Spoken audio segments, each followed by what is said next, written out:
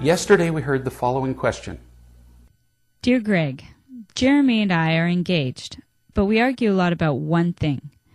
I was with my last boyfriend, Bob, for 3 years, and we're still friends. But Jeremy gets really angry whenever I email Bob or talk to him on the phone. We're just friends, but Jeremy doesn't believe it.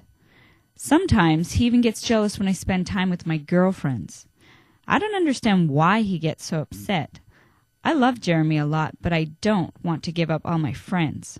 What can I do? I talked about the cause of Jeremy's jealousy, his emptiness and fear. When you can understand that, you can be much more compassionate toward him. You can see him as drowning and trying to save himself instead of just being angry and making your life difficult. Now, you asked how you could make Jeremy not be angry. Listen carefully. That is not your responsibility, to make Jeremy more comfortable and happy in your relationship. I know you mean well, but if your goal is to make him happy, he'll use that to control you. Jeremy can't find genuine happiness in controlling you. He needs to accept you as you are instead of requiring you to behave in a certain way in order to make him more comfortable.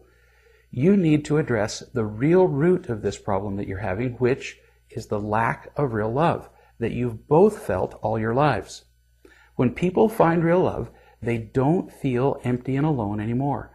They lose their need to control their partners and be angry at them. I therefore suggest that before you get married, you both read the book, Real Love, The Truth About Finding Unconditional Love and Fulfilling Relationships. Learn how to tell the truth about yourselves and find real love in your lives. You'll then have the one ingredient that guarantees healthy and fulfilling relationships. That's the long-term solution. In the meantime, as you learn to feel loved and loving, you need to be honest with yourself and with Jeremy about the relationship that you have with Bob. You need to be absolutely certain that you have no romantic interest remaining toward Bob. If you do, you're being unfaithful to Jeremy. If you don't have a romantic interest, then you just need to be completely honest about discussing with Jeremy any conversations you have with Bob and his family. Jeremy needs to feel included. If Jeremy is still angry after your honesty and sensitivity, that's his choice to make. His anger is not your responsibility. If he continues to insist on controlling you, you would be wise to reconsider whether you want a relationship with someone who values what he wants over what makes you happy.